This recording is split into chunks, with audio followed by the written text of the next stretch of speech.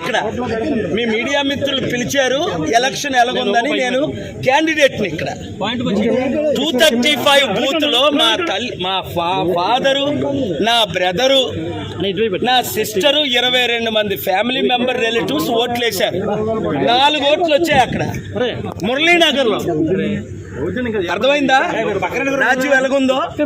ఇక్కడ మీ మీడియా మిత్రులు పిలిచారు ఎలక్షన్ ఎలాగుందని నేను క్యాండిడేట్ని ఇక్కడ 235 బూత్ లో మా ఫాదరు, నా బ్రదరు, నా సిస్టరు, 22 మంది ఫ్యామిలీ మెంబర్ రిలేటివ్స్ ఓట్లు వేశారు.